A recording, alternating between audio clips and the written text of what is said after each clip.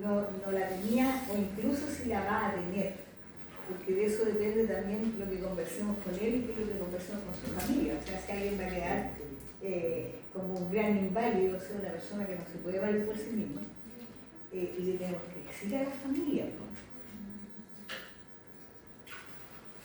¿Ya?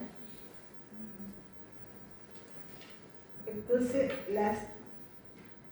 la reparación, ustedes han escuchado hablar de una cosa que se llama reparación ad integrum,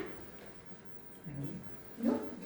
La reparación ad integrum es cuando el tejido se repara de una forma que no la podemos percibir nosotros, porque si hay una cicatriz tan pequeña que nosotros, no sé, se murieron 2 células, ¿eh? Eso uno no lo va a ver. Y se da, por ejemplo, en los criterios de renovación rápida, los que son poco especializados, van a ser reemplazados por un tejido igual al que había o muy parecido y nosotros no lo vamos a poder distinguir, el paciente tampoco. ¿Ya?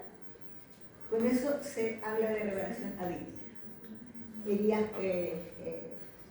curadas por primera intención o heridas muy pequeñas.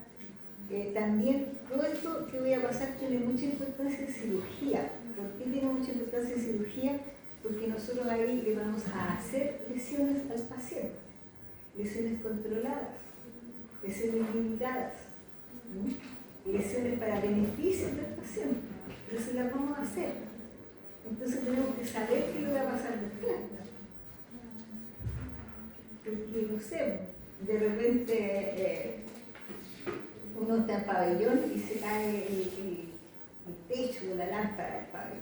¿Ah? O sea, cosas que no son responsabilidad de uno, pero uno tiene que saber qué va a pasar con ese paciente. Lo voy a dejar ahí, lo voy a terminar de operar, sálvese quien pueda. No sé, ¿no? Hay bases para después explicar por qué uno se fue o por qué uno se hizo.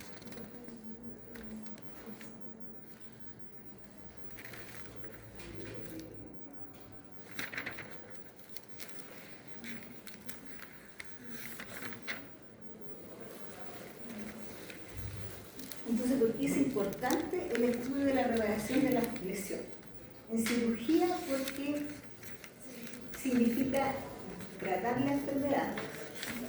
De repente, ustedes se van a encontrar por ahí en las fichas o en historias, o sea, en recomendaciones distintas, fuera del alcance quirúrgico. ¿Qué significa fuera del alcance quirúrgico? Que el cirujano opina que, de acuerdo a todo lo que él sabe, el paciente no se va a beneficiar con una cirugía, incluso más puede empeorar. Entonces yo mejor no me meto porque le podría hacer peor a mi paciente. Y la idea, digamos, es circunscribir el daño, o sea, si el paciente no se lavó y esta cuestión se transformó en una sepsis, por ejemplo, vamos a limitar el daño. Y vamos a tratar entonces de que, como despertarle la reparación, ojalá sea por el propio paciente. En cirugía plástica es súper importante, porque de eso depende que nosotros no tengamos una especie de cordón fibroso así arriba del párpado y tengamos una cosa que apenas se puede distinguir del pliegue. Y ahí entra una serie de trucos que hay que aprender en cirugía plástica, como por ejemplo la incisión, cómo tiene que ser, vamos a seguir hablando de eso, la sutura, cuál tiene que ser, la dirección de la incisión, el lugar de la incisión, para que parezca en realidad, no parezca que hubo una incisión ahí, ¿ya? ¿Cómo lo desinflamamos? Si anda mal la desinflamación con las cosas comunes, ¿cómo seguimos? En traumatología también. En traumatología no sé si les conté que antiguamente, por ejemplo, la tendencia clínica era enyesar al paciente, dejarlo lo más inmóvil posible y tenerlo en cama así, completamente inmóvil con sus vendas de yeso, esperando que el hueso soltara, ¿ya? Y eso podría ser días, meses o años. tanto el paciente estaba ahí sin hacer ningún ejercicio. Y si ustedes tienen algún abuelito o bisabuelito a lo mejor, el comentario va a ser: tuve que aprender a caminar de nuevo. ¿Por qué tuve que aprender a caminar de nuevo? Porque los músculos se atrofiaban con los usos. Entonces, hasta que a alguien brillante se le ocurrió: oye, ¿y si ayudamos en este proceso y aseguramos que el hueso esté inmóvil, pero posibilitamos que el paciente se mueva lo más rápido posible? Y ahí entonces nació la idea de la osteosíntesis, de los clavos, de los pelos de las placas y toda esa historia. Entonces, eso mantiene los huesos en su lugar y permite que el paciente se vuelva a movilizar lo más pronto posible y se evitan las largas hospitalizaciones, se evitan que el paciente se le atrofie la musculatura y que pierda sus capacidades.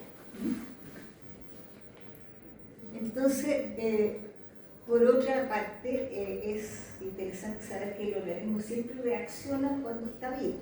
Es decir, siempre se produce un proceso inflamatorio agudo frente a cualquier tipo de lesión. Pero cuando uno se muere, esto no pasa. No se produce vasodilatación, no se produce salida de eritrocitos hacia los tejidos, no se produce migración de leucocitos, no se produce nada de eso. Entonces, cuando uno quiere saber si el golpe que le dieron a ese fallecido fue antes que se muriera o después que se muriera, se busca el reconocimiento de todas estas características. Si no son evidentes clínicamente, se buscarán a nivel histológico.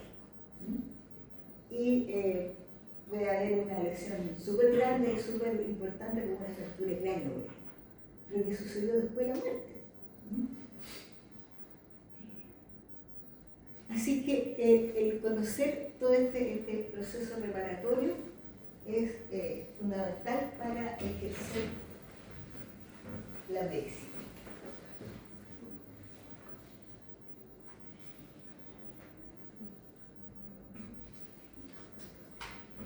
Bueno, entonces, en la medida de que se producen avances en el reconocimiento, por ejemplo, de los factores de adhesividad de los tejidos,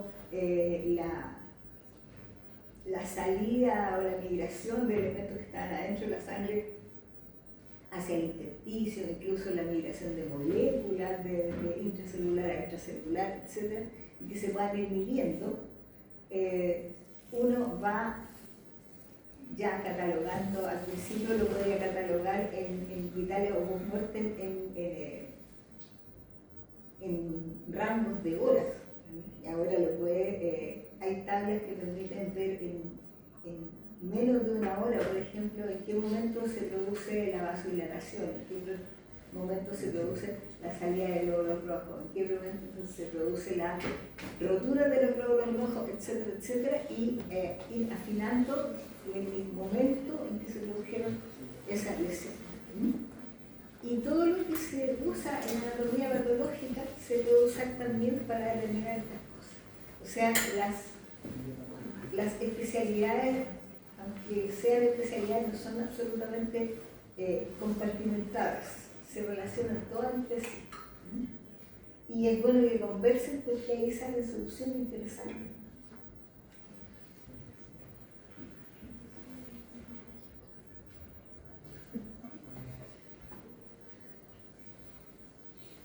Por otra parte, hay que recordar que el organismo, los tejidos, las células sobre todo, tienen reacciones estereotipadas.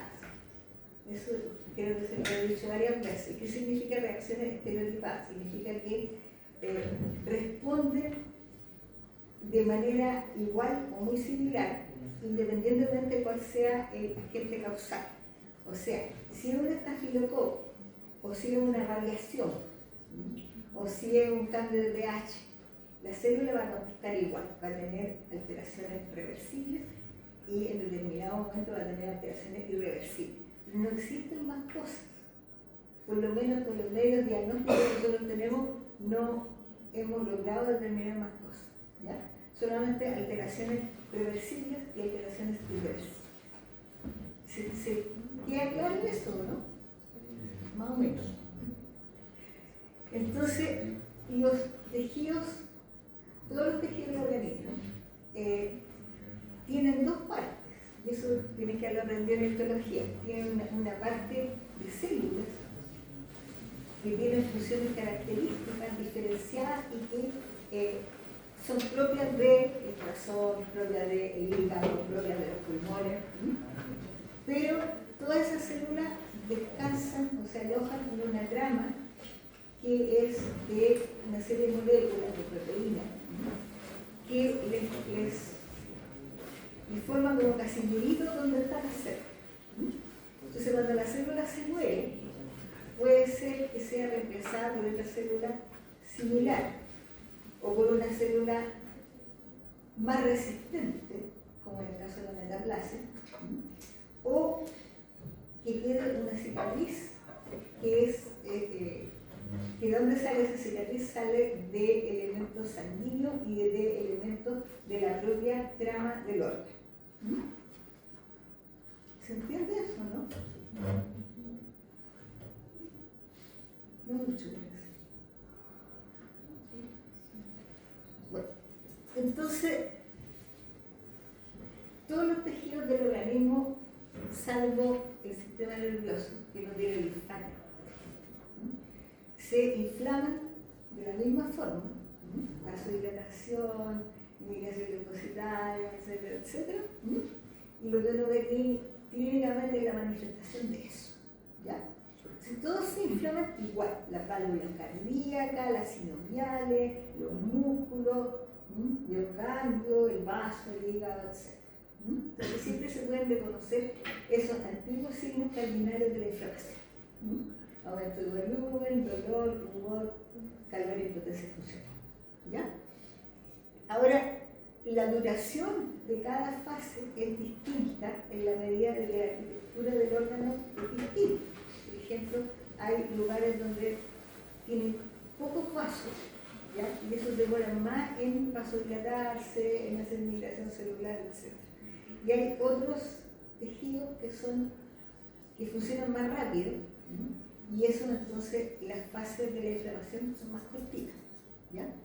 Pero eso no porque los órganos reaccionan distintos, sino porque su armazón es distinta. Entonces, la trama del tejido conjuntivo, es decir, esos casilleritos donde están metidas las células, es fundamental porque de ahí entonces se regenera lo que ya no se puede rescatar como células maduras, ¿ya? Ahora, si un tejido no se inflama, no se repara.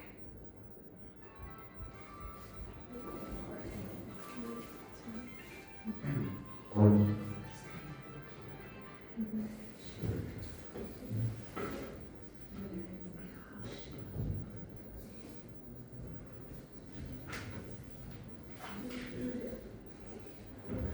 entonces, en este afán, sobre todo en el fallecido, por ejemplo, en que uno quiere saber exactamente a qué hora, porque en una de estas tiene que buscar a un sospechoso que se fue hace como 3 días, y a veces tiene que ubicar a un sospechoso que va arrancando recién. Se ha tratado de circunscribir el momento en que se produjeron las elecciones. Ustedes ven que hay unos intervalos de menos de 1 hora y hay intervalos de varios días. Entonces depende del tipo de hallazgo que uno encuentre en la anatomía patológica. Yo le hablo de la anatomía patológica porque es lo que yo me dedico, porque es lo que no conozco. Hay distintos autores entonces que tienen publicaciones que dan cuenta de cosas que han encontrado ellos.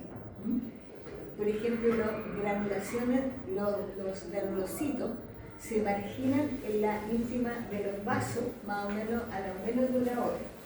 No pasan al tejido, pero se alinean en el interior de los vasos cerca de la pared del vaso.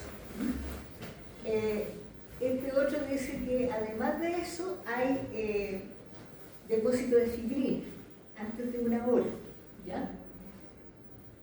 ya a los 3, 6 días hay aumento del colágeno, macrófagos, a lo mejor células gigantes que se vienen a comer los detritus o las bacterias. ¿Y por qué uno saca las suturas a los 6 días, a los 7 días? Y en lugares de mucha resistencia como los tendones, por ejemplo, lo saca a los 14 días. ¿Por qué se le ocurre a ustedes? Porque es el tiempo para que se genere el tejido cicatrizante. Ya, por ahí va la cosa. Porque depende del tejido, se demora más en generar. Porque el tejido,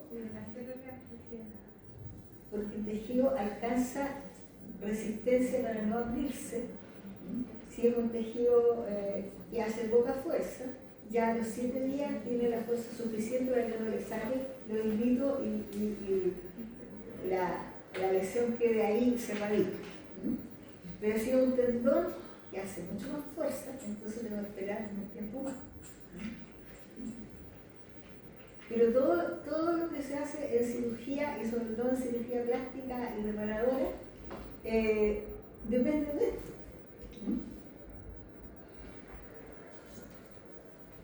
Entonces, por ejemplo, la técnica del afrontamiento, ya es decir, no le paso puntos, sino que le paso, aproximo los bordes con un tipo de tela adhesiva, o a veces con pegamento así de sopamueble, ¿ya? ¿Por qué se hace eso? Para que la cicatriz sea mínima, porque cada vez que yo le pongo un punto de sutura estoy provocando un microtraumatismo. Imagínense una sutura con 14 puntos. Está la incisión más los 14, 28 en realidad, porque hay uno por el lado, microtraumatismo. Y se sigue estudiando, por ejemplo, el uso en qué cosa uso corchete, en qué cosa uso seda, en qué cosa lo vamos a ver.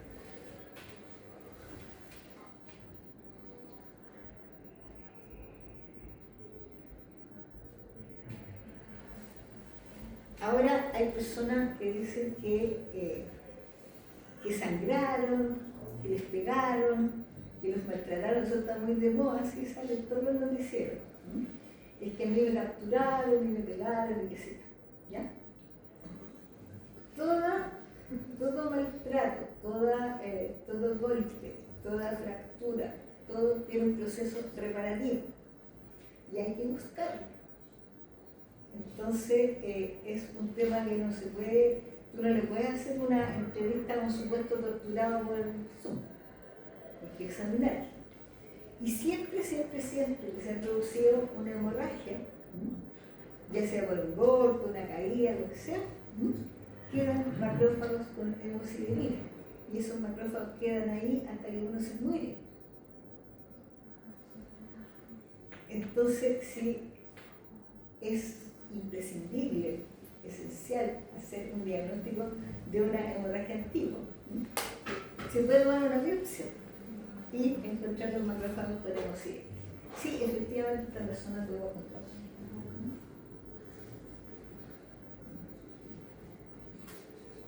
Y la cronología, digamos, hasta que cicatriza, es bastante precisa, como veíamos en la diapositiva anterior, pero llega un momento en que la curación se estabiliza y queda así por el resto de la vida.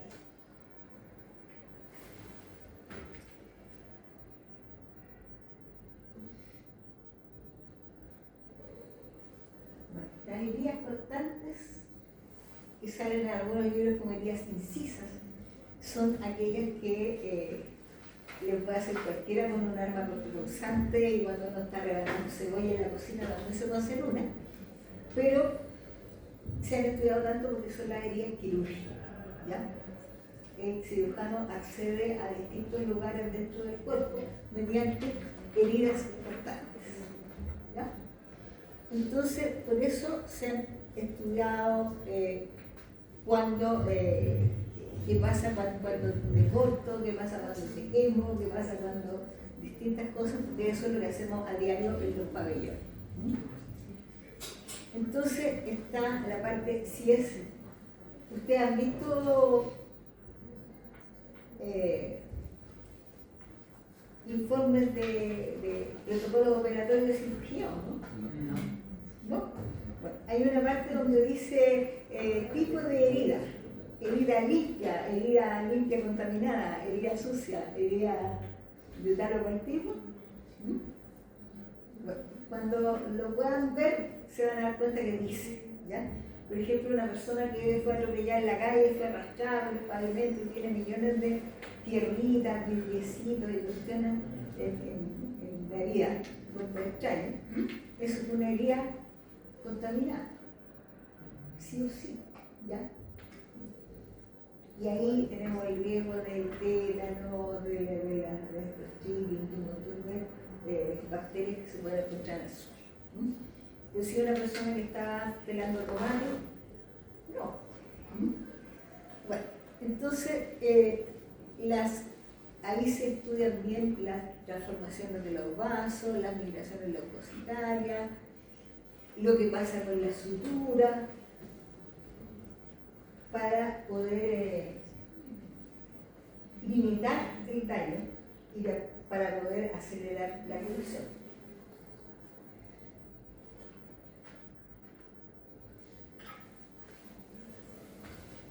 Bueno, los macrófagos, ya les dije que era como Al Pacino, que aparecían en todas las películas, pero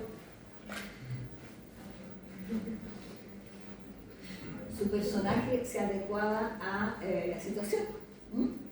Cuando hay una lesión, entonces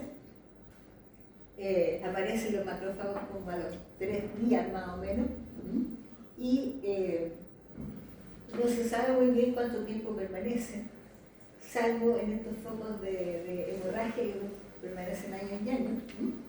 Entonces se producen fenómenos inflamatorios en el foco, y algunos escalan hasta producir compromiso general del individuo, como el shock distributivo, por ejemplo, que se produce una vasodilatación general, y la fiebre, que el hipotálamo responde tratando de desalojar a los niños aumentando la temperatura corporal. Entonces, si los macrófagos tienen contenido, se puede establecer qué cuerpos extraños o elementos extraños del organismo había ahí, pero si están vacíos, no.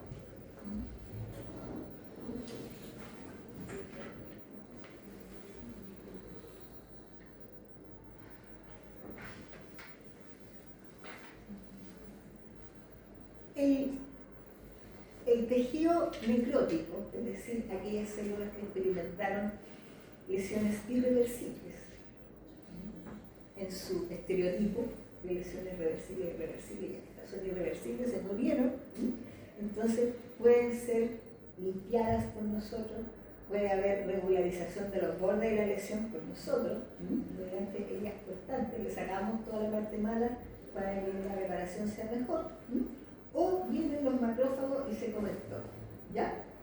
Entonces, de todas esas maneras, en los bordes de la zona lesionada empiezan a aparecer yemas vasculares, es decir, los vasos de ahí empiezan a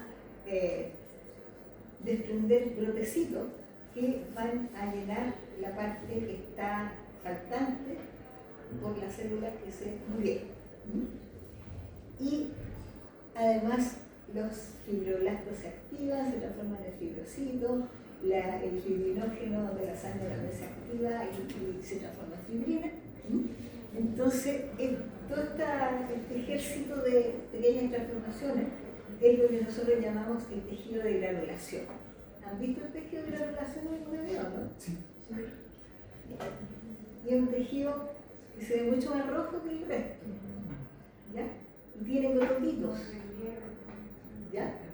Bueno, en cada cototito hay un vasito de neoformación que salió de los vasos de estos adyacentes y que va a proliferar allá porque se necesitan ladrillos, ¿no? Para reparar esa lesión. Entonces, ahí se va a producir la cicatriz.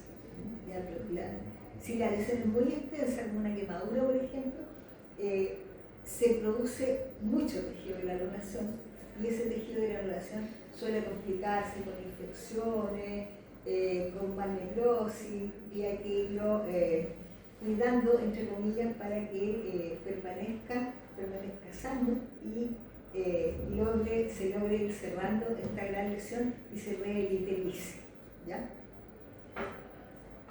Entonces, el factor de crecimiento endotelial vascular se ha estudiado por dos vías: la vía de la reparación de las lesiones y la vía de la angiogénesis de los tumores. Entonces, una es súper buena, la de la reparación de las lesiones, y otra es súper mala, la angiogénesis de los tumores, porque significa que van a seguir creciendo. Entonces, tal como todas las situaciones que ocurren en el organismo, el equilibrio es la clave.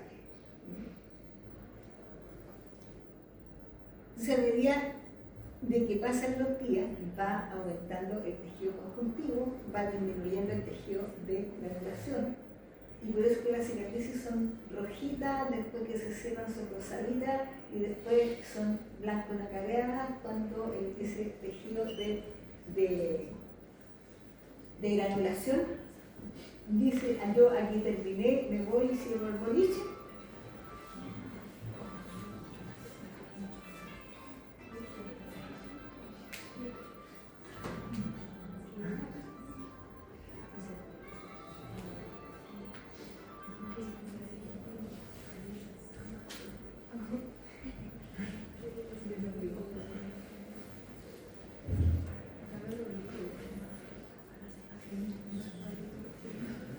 Entonces, por si no lo conocían, este es el aspecto del tejido de granulación reciente.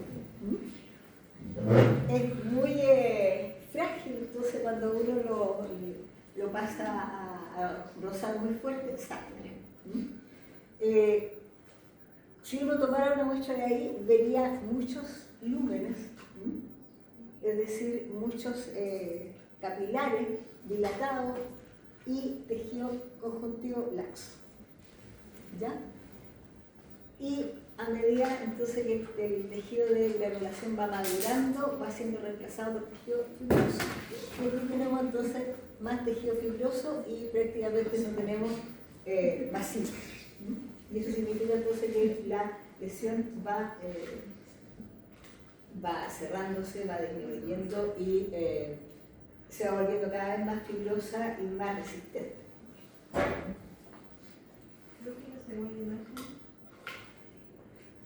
La segunda, aquí están los números de los capilares que se ven fácilmente, que son muy grandes. Los capilares generalmente tienen 1 o 2 eritrocitos en su número, de acuerdo con su tamaño.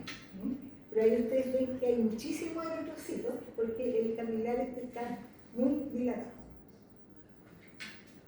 ¿Se entiende ahí o no? Y entonces estos vasitos se van colapsando y se van cerrando y son sustituidos por tejidos fibrosos.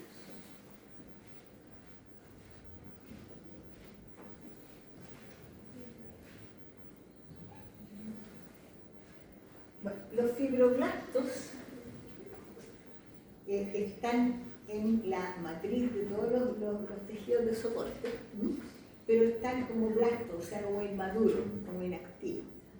Y cada vez que ocurre un proceso inflamatorio se activan, se ponen gorditos. Ahí están con una tensión de triclómico. Ahí no se ven, digamos, los fibroblastos con hematoxilinosis, pero con tensión especial se ven. Y estos entonces empiezan a modelar el tejido de forma que el tejido necrótico sea reemplazado por una cicatriz.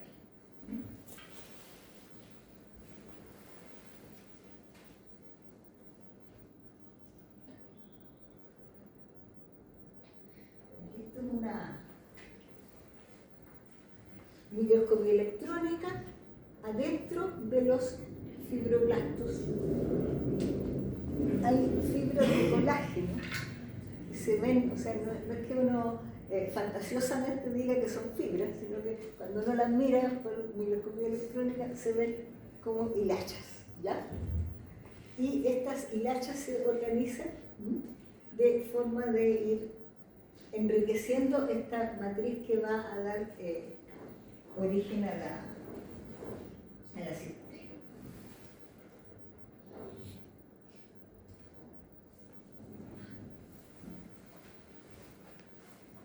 Bueno, los fibroblastos mantienen la matriz extracelular, mantienen el colágeno y mantienen entonces, si es necesario, producir más colágeno para cerrar una brecha, que eso es lo que se hace cuando hay una lesión, cerrar una brecha. Y se acumulan entonces los extremos de las heridas, o los bordes de las heridas, y van produciendo colágeno, hasta que se repara el tejido y se forma la cicatriz.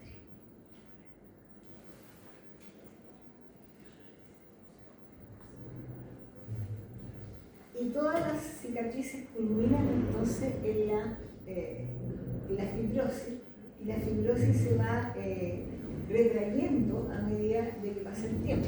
O sea, inicialmente uno tenía a lo mejor una cicatriz de 5 centímetros, pero si se la ve en 5 o 6 años más, va a estar mucho más pequeña. Sobre todo si se trata de niños, porque los niños tienen más capacidad de regeneración que otros.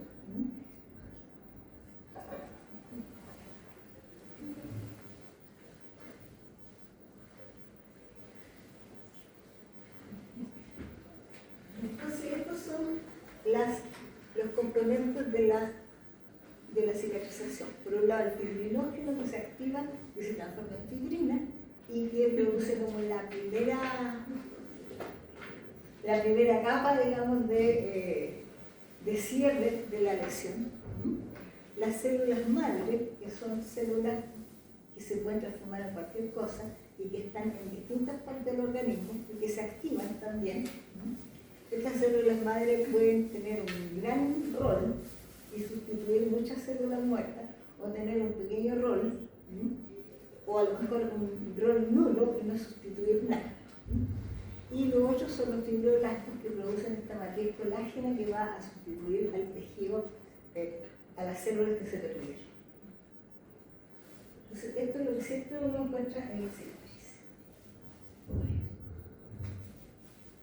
El tejido reparativo entonces madura en el sentido de que los capilares se van cerrando y se van suprimiendo, madura en el sentido de que se activa la fibrina, se sintetiza más colágeno y todo esto entonces los capilares se van disminuyendo y la zona se va transformando en tejido conjuntivo denso, no laxo como estaba al principio en el tejido de granulación.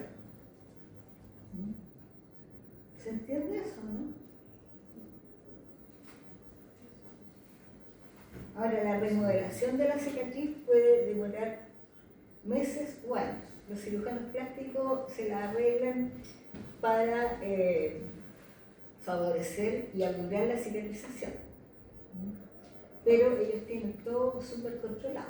O sea, uno nunca sabe cuándo se va a sacar la mugre en un accidente de auto. Por cierto, en la mañana desperté con un auto volcado al frente de mi casa. ¿Qué fue lo que pasó? Afortunadamente el conductor no se murió, pero estaba todo lleno de vidrio quebrado y cosas así. Uno nunca sabe cuándo le va a pasar eso, pero si uno se hace una cirugía electiva, el cirujano tiene conocimiento de todas estas cosas que ya le expliqué, entonces le van a poder decir, usted se va a ir de alta a la noche o mañana, todo basado en eso.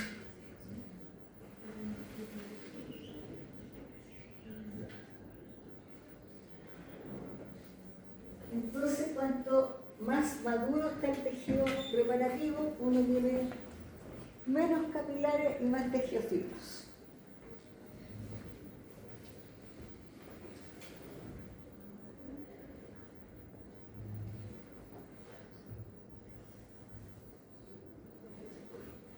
cuando ya está todo totalmente remodelado, hay muy pocos capilares y mucha fibra, mucho tejido colágeno, y esto se puede identificar así a simple vista o hay que hacerle algún tipo de coloración.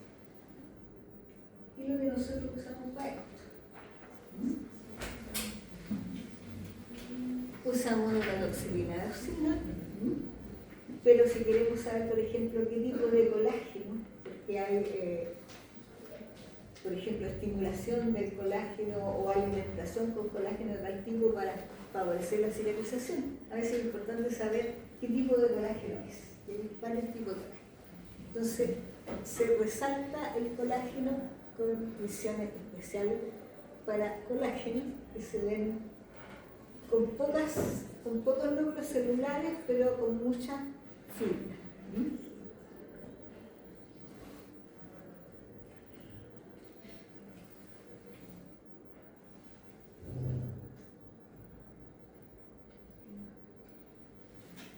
Ahora, con la inmunohistoquímica se ha podido visualizar otros tipos de moléculas, como los factores de crecimiento de vaso, o como ciertas proteínas y los distintos tipos de colágeno que tienen una cronología de aparecer y se pueden detectar durante mucho tiempo. Ahora, ¿por qué rayos yo estoy estudiando esto? Porque, por una parte, quiero saber cómo funciona y cuáles son las moléculas responsables de cada fase de la cicatrización, y por otro lado estoy pensando en la farmacología que me ayude a frenar esto, la aparición de esto, o a modular esto, a disminuir esto, para obtener cicatrices más chicas, cicatrices más blandas, cicatrices no hipertróficas, y para atacar algunas de estas reacciones químicas que ocurren en las transformaciones malignas. Por ejemplo, eso hace que en tratamiento contra el cáncer de repente se ocupen fármacos que no son para tratamiento contra el cáncer, como por ejemplo antiinflamatorios. ¿Se entiende eso, no? Más o menos.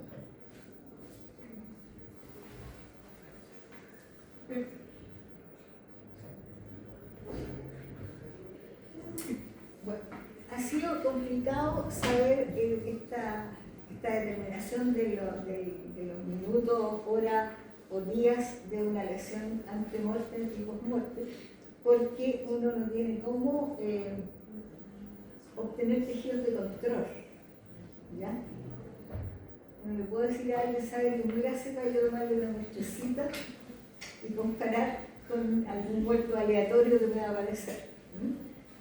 Ahora, sí se pueden tomar de piezas quirúrgicas tejidos que igual se los voy a tener que sacar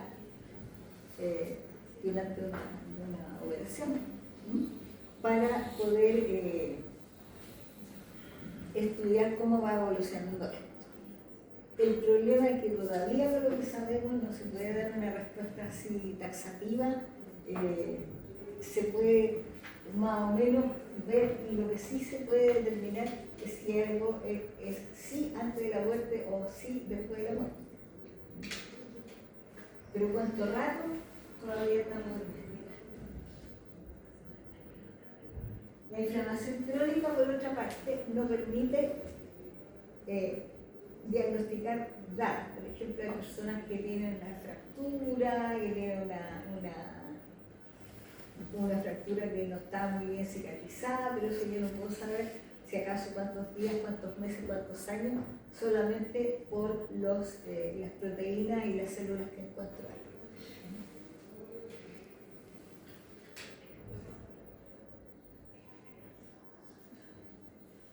Ahora, esto sería fabuloso si en todos los pacientes ocurriera de la misma forma. Lamentablemente no es así. La mayoría de los pacientes sanos funcionan, pero ustedes ustedes se van a enfrentar cada vez más con pacientes añosos, con patologías preparadas. Entonces ya no es el señor Pérez que se fracturó la rodilla, es el señor Pérez que tiene 92 años, que es diabético, que es hipertenso, que además tiene artritis reumatoide y que además se fracturó la rodilla. Entonces tenemos otras piezas del puzzle que vamos a tener que compaginar. Si le estoy dando para la artritis reumatoide, le estoy dando antimetabolito y le estoy dando corticoides. Eso me disminuye la velocidad y la calidad de la cicatrización. Entonces voy a tener que estar pendiente de en cuánto me la disminuye, porque si le quito el tratamiento, le va a volver el dolor de las articulaciones y nos va a recordar a toda nuestra parentela, ¿ya? Y tenemos que ir modulando eso.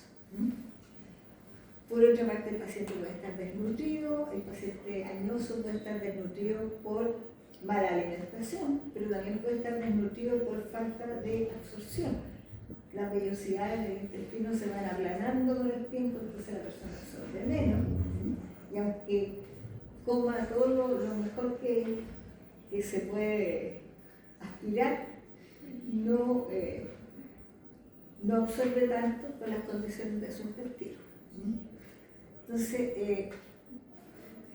todas esas, otra cosa son esas lesiones o fracturas patológicas, es decir, por una metástasis en un hueso, y el hueso se fracturó ahí con un traumatismo mínimo y a veces sin traumatismo, y todo eso va a atentar contra la reparación de la fascia. Otra cosa, los tratamientos anticoagulantes, los que usan marcapasos, los que tienen stent, los que tienen muchas cicatrices de infarto, de repente se les trata con anticoagulantes permanentes. Y esos anticoagulantes permanentes impiden que se formen tapones de fibrina, hacen que la fibrina se active más lento, etcétera, etcétera, etcétera. Entonces son un verdadero, o pueden llegar a ser un verdadero monstruo. Bueno, todos los excesos son malos, y el exceso de cicatrización también puede ser malo. Entonces, esta es una persona joven que tiene un exceso de cicatrizaciones, y eso se llama cicatriz queloide, ¿ya? Y esa cicatriz queloide, entonces, por un lado está el tema estético, pero por otro lado, imagínense, está en el codo, así que puede ser que no podamos ver bien el codo. Y entonces depende de dónde esté y qué es lo que comprometa, si nosotros vamos a intervenir en esa lesión o no.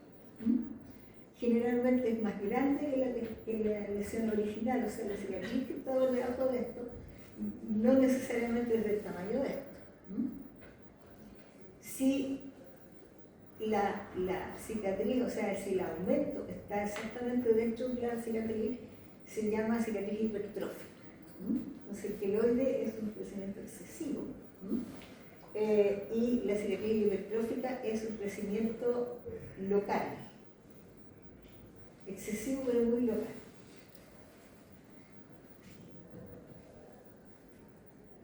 Ahora, ¿por qué pasa esto? En realidad no se sabe muy bien, pero se asocia, por ejemplo, con antecedentes afro, las personas que son de etnia negroide tienen más tendencia, digamos, a hacer esto. Y son acúmulos de fibras, con no mucho capilar, y las fibras de la cicatriz misma son de colágeno, son muy gruesas. Ahora, la gente joven también desarrolla queloides con más facilidad, y, como les digo, pueden tener una gran importancia estética y pueden tener una gran importancia funcional, depende de la zona del cuerpo donde estén. Ahora, este tipo de cicatriz se puede sacar, pero la tiene que sacar una persona con experiencia en tejidos. y normalmente usan los cirujanos plásticos para que esto no pase, es un vendaje compresivo, es decir, operan y enseguida vendan con alguna venda especial que aplaste un poco el tejido. Y la otra cosa que hacen es inyectar corticoides en la lesión para que no prolifere.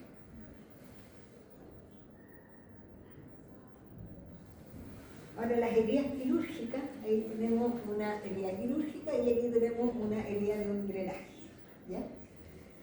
O de una colostomía o de una pleurostomía, es decir, donde se puso una sonda para evacuar los líquidos que se van formando en el exterior.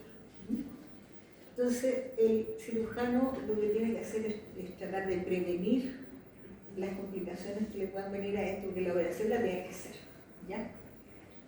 Si es el tratamiento indicado, lo va a tener que hacer. Pero, ¿cómo hace para minimizar el daño? Se tiene que preocupar de la asepsia y la antisepsia, que no se vaya a infectar. Y lo otro es la técnica quirúrgica, es decir, se ha demostrado que los accesos quirúrgicos causan menos daño en ciertos sitios que están establecidos. Entonces uno no opera, no sé, cáncer de mama, no lo opera ni así por el medio, ni lo opera con el cabo de las costillas, sino que va a hacer una incisión en el pliegue submamario o hace una incisión en la axila, porque va a causar menos retracción y va a causar menos daño estético. Y por lo tanto entonces se va a poder reparar mejor.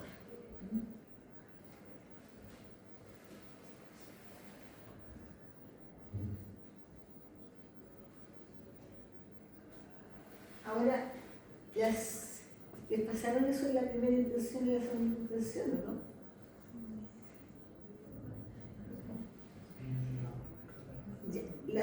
Las heridas pueden cicatrizar por primera intención, es decir, que los bordes de la herida original se peguen, ya sea espontáneamente o por sutura o por aflojamiento o por lo que sea. Cuando acceden, cuando están limpias, es decir, se supone que una herida ya a las 6 horas está contaminada. Si se pudo suturar antes de ese plazo y tiene bordes más o menos regulares, va a cicatrizar por primera intención, ¿ya? Y probablemente el resultado va a ser estéticamente y funcionalmente bueno. Pero puede ser que la persona no pueda acceder al tratamiento antes de las 6 horas. Por lo tanto, ya la herida se contaminó. Bacteriológicamente se considera una herida contaminada. Y tiene mucha necrosis en los bordes, entonces le tuve que sacar un pedazo para que no quedara tan fea, digamos, para favorecer la cicatrización. Mejor un borde liso y un borde dentellado.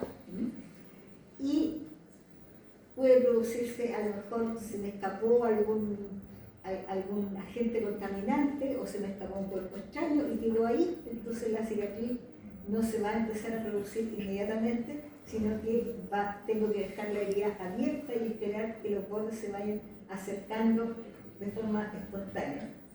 Los puedo apurar con limpieza de la herida, pero no puedo ir más allá.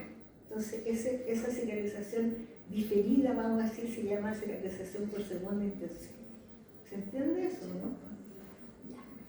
Entonces, la migración de células epiteliales, de factores de coagulación, de qué sé yo, ustedes saben que es instantánea. Es decir, se produjo la lesión y enseguida se empiezan a producir estos fenómenos.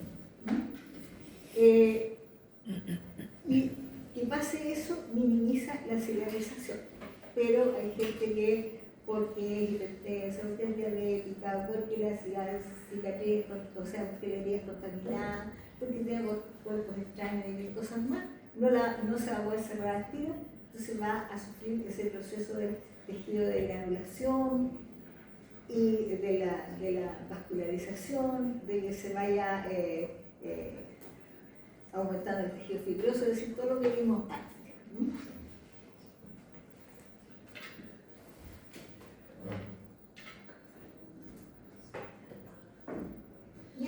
entonces es la cicatrización por segunda intención. Ustedes ven que los bordes no se pegan, sino que queda un coágulo, una costra, que después se va eliminando, se produce los vasos de neoformación, hay mucha inflamación, y de todo esto entonces se va cerrando y la zona va a quedar con cierta atrofia de las capas superficiales, va a ser la piel más delgadita ahí, y en el trayecto va a haber macrófagos con hemosiderina, con bichos, con de todo, y el tejido de granulación entonces se va a ir retrayendo a medida que la cicatrización se va produciendo.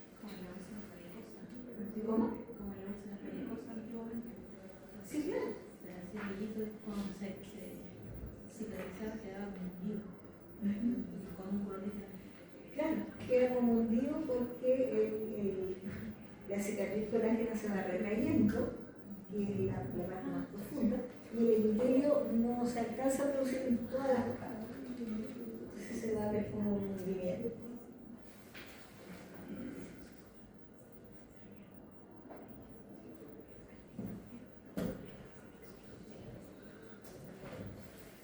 Bueno, otra complicación es la dehiscencia de sutura, es decir, una herida que se esperaba que se cerrara, se abre, y eso ocurre, por ejemplo, cuando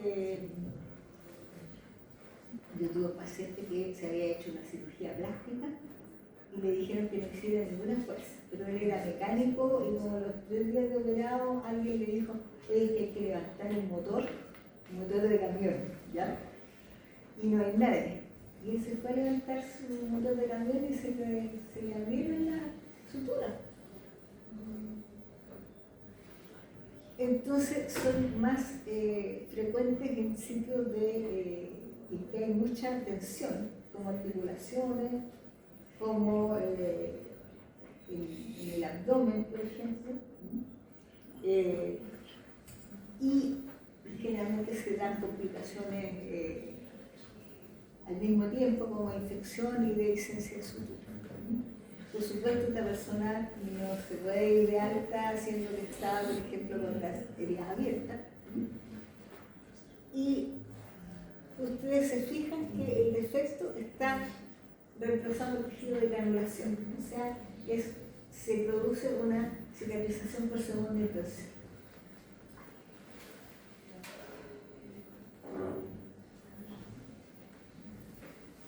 Ahora, la sutura, ustedes podrán decir, ¿y para qué? ¿La sutura? Porque están las de cajita roja, las de cajita morada, las de cajita azul, las de cajita blanca, las de cajita... ¿Y por qué hay tantas agujas? Porque hay agujas que son redondas, porque hay agujas que son triangulares, de sección, digamos, triangular, porque hay agujas gordas, porque hay agujas flacas. Porque cuando lleguen a pabellón se van a dar cuenta que hay todos estos tipos de sutura, ¿por qué no se cose con una sola cuestión nomás? Bueno, se ha estudiado, por ejemplo, que cuanto más lisa es la fibra de la sutura, menos bichos se le pueden agregar y la cicatrización es más rápida. Pero hay algunos tejidos en que necesitan tener algún tipo de gancho donde se acumule la célula y es mejor entonces usar suturas como esta, que es muy delgadita, esta es una microscopía electrónica, pero que son trenzados, ¿ya? Al principio de los tiempos de la cirugía se suturaba con fibras naturales, es decir, con seda, con tela de araña, con algodón, con lino, con esas cosas, y todavía de repente se siguen usando. Pero la gran mayoría de las suturas que se usan actualmente son sintéticas y eso hace que se pueda asegurar, por ejemplo, su perfección absoluta, su calibre, que no sean más delgadas en una parte, sino que sean muy parejitas, y las agujas que sean muy circulares, sirven para producir el mínimo daño a los tejidos, pero a veces yo necesito producir un tipo de inflamación en los tejidos y ahí ocupo una aguja traumáticas, ¿no? Que son estas de sección triangular, y me van a producir como una irritación adicional que me va a servir a mí para mi cirugía, ¿no? O sea, todas estas cosas no son casuales, sino que han sido estudiadas, reestudiadas, y nosotros disfrutamos de ellas, digamos, ¿no? En una de estas, alguno de ustedes puede tener una pregunta brillante frente a algún problema que no está resuelto, y decir, oye, pero si esta cuestión podría hacerse así, ¿no? Y resulta, y sería un nuevo conocimiento que yo le tendría que enseñar a sus compañeros en algunos años. Ahora, las suturas se ven bien bonitas dentro de su envase, pero así se ven cuando están en los tejidos. Entonces aquí tenemos un hilo de sutura, que es esa cosa como un pescadito que se ve ahí, que está rodeado por una célula gigante de cuerpo extraño con muchos núcleos. Acá también hay una sutura, y esta es una célula gigante que la envuelve, ¿ya? Y esta también es un hilo de sutura entre medio de un tejido muscular, ¿ya? Ahora también hay suturas que son reabsorbibles y otras que son no reabsorbibles. Es decir, hay algunas suturas que por su composición son de proteínas, por ejemplo, se van siendo disueltas por los tejidos y no es necesario ir a retirarlas porque se desaparecen solas, ¿ya? Pero hay algunos tejidos que, porque sufren mucha tensión, son complicados de cerrar, puede haber una dehiscencia de suturas.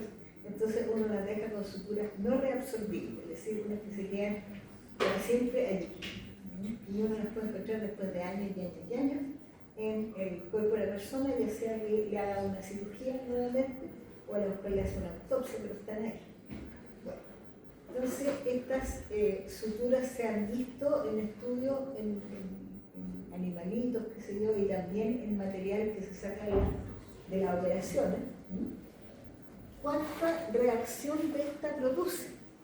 Porque en la medida que produzcan reacción inflamatoria van a tener reparación con más colágeno, con más fibrosis, con más inflamación crónica, ¿ya? Y cuanto más sutil sea esa sutura, la reacción va a ser más manejable, más pequeña, y va a alterar menos el tejido. Bueno, entonces, no solamente basta con estas suturas de distintos materiales, de distintas formas, de distintos grosor, sino que además la técnica de sutura también influye. Y por supuesto que cuanto más cirujano sea uno, más se va a esmerar en aprender una buena técnica quirúrgica y aplicarla según el lugar donde les toque, digamos, operar para trastornar lo menos posible el tejido. Entonces está la traumática, atraumática, monofilamento, polifilamento de la sutura, reabsorbible, no reabsorbible, mejorar la posición. Cuando uno tiene una herida contusa, por ejemplo, que tiene bordes irregulares, muchas veces le recorta un pedacito en la orilla para obtener bordes que se puedan acercar mejor entre sí. Disminuir el sangramiento y el tamaño del coágulo, o sea, si la herida no sangra y el coágulo es chiquitito, la cicatrización es chiquitita. Hasta ahí está claro, ¿no? Vámonos.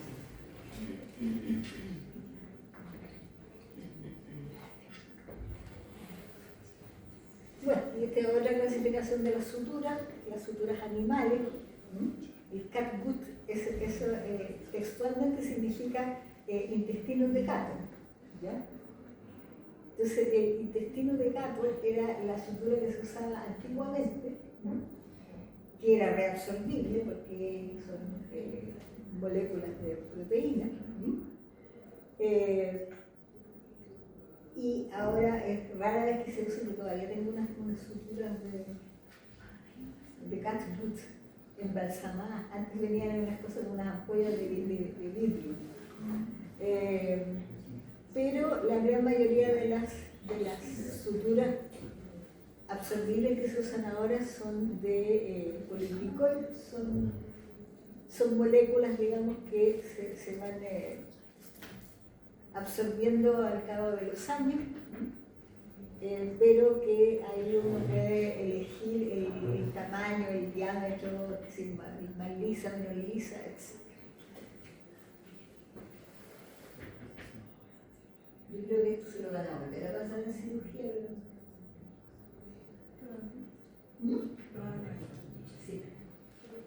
Y las no absorbibles hay de todo tipo. Hay vegetales, animales, minerales y sintéticas, y que se usan entonces en sitios donde hay que hacer mucha fuerza, se pueden abrir la sutura, entonces se tienen que quedar ahí, ojalá periodos prolongados, si no toda la vida. Las suturas de tendones, qué sé yo, generalmente se usan de estos, ¿ya? Y algodón, lino, seda, esos son antiquísimos, digamos, esa sutura. Pero también está el acero quirúrgico que se usa, por ejemplo, para los huesos, poliéster, los cirujanos vasculares muchas veces usan de esto, el polipropileno, por ejemplo, o el nylon también se usa mucho para la cirugía ginecológica. Cada tipo de intervención quirúrgica y cada indicación tiene sus suturas, sus diámetros y sus agujas particulares, como su repertorio.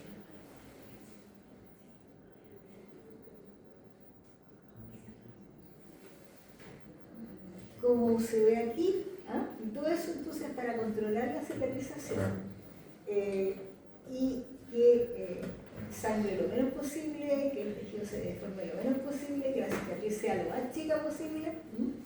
Entonces, por ejemplo, el cuero cabelludo se pueden hacer grapas, el cuello seda o monofilamento, cosa que la cicatriz sea lo más chica.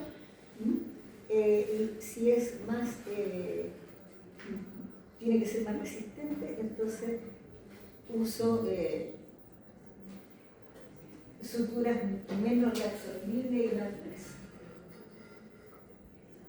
Bueno, estas son las famosas líneas de Lange, que son como la base para los cirujanos. En la piel existe una red de fibras, como que tuviéramos un esqueleto de fibras colágenas que se disponen en distintas formas, en distintas zonas del cuerpo, ¿ya? Ahora está estudiado que cuando uno hace una incisión paralela a cualquiera de estas líneas, la tensión es mucho menor y la sutura no se va a abrir, no va a ser, se va a abrir porque se infecta, pero no por la técnica quirúrgica. Entonces, si uno hace cirugía electiva, por ejemplo, uno hace el trazado, no sé si han visto algún tipo de cirugía en la cara.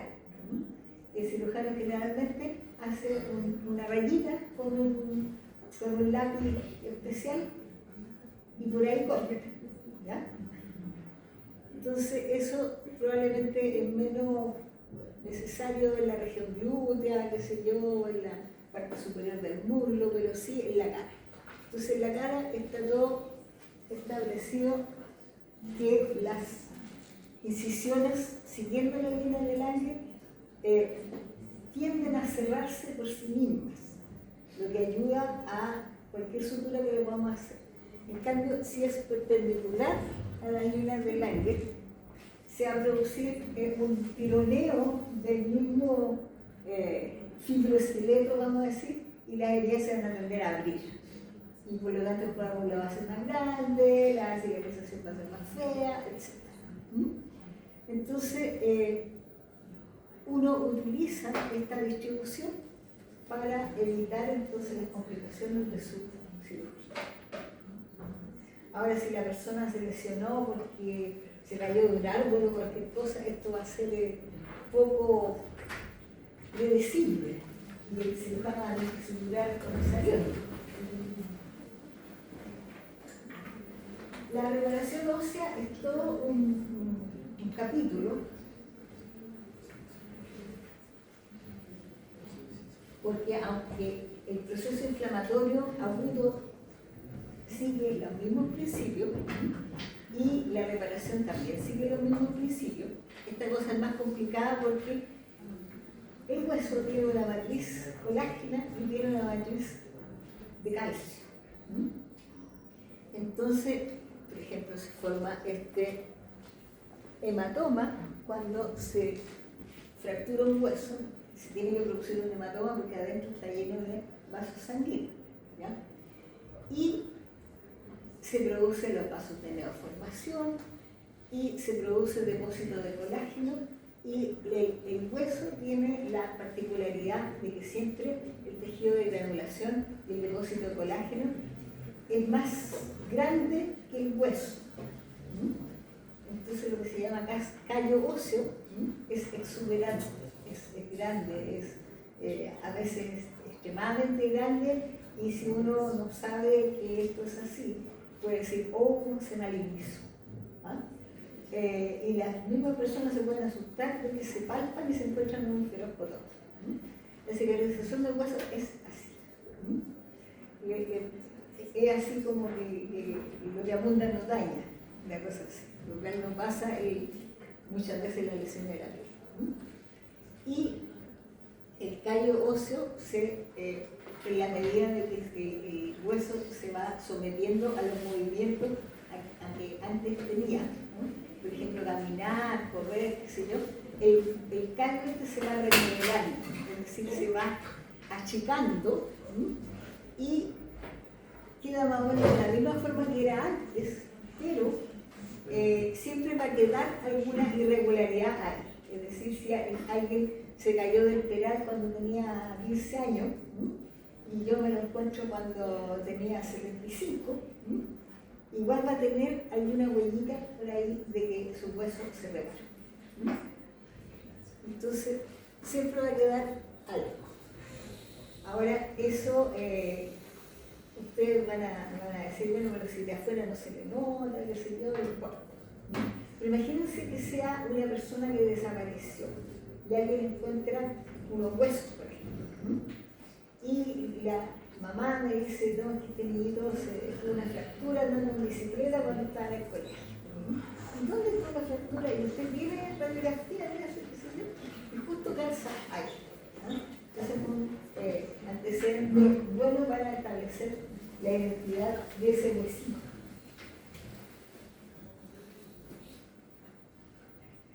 Ahora, tal como les dije yo que en las partes blandas había problemas de las incisiones, en las heridas, tenemos la dehiscencia de sutura, tenemos las infecciones, tenemos distintas complicaciones que pueden tener las heridas en partes blandas. Bueno, el hueso también, como por ejemplo esto que es una pseudoartrosis, tejido fibroso, produciendo una nueva articulación del cuerpo que no existía. ¿Ya?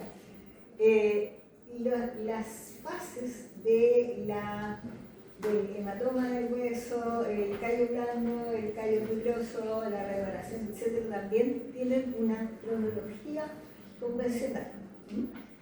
Pero si, por ejemplo, la persona ya han pasado 2 meses que se fracturó, y le saco el yeso, etcétera, y la pierna le sigue bailando, ¿ya?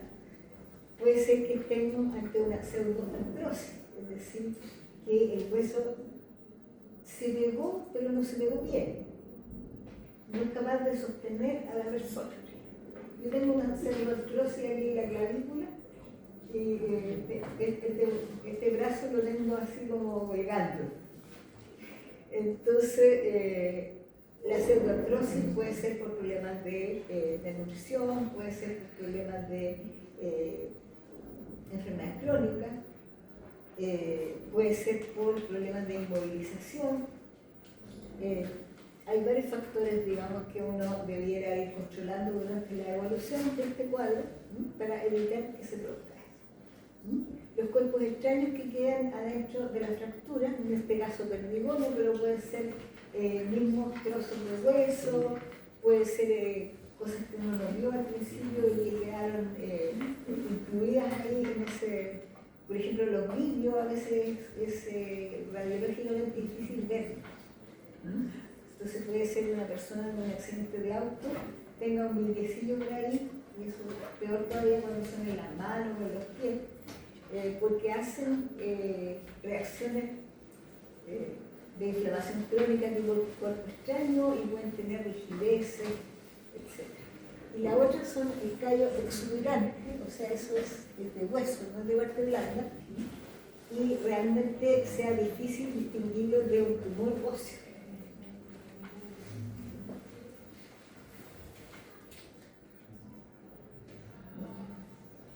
Si alguien quiere seguir profundizando en eso, puede buscarse esto. Generalmente todos estos casos de estas bibliografías son bajables en internet.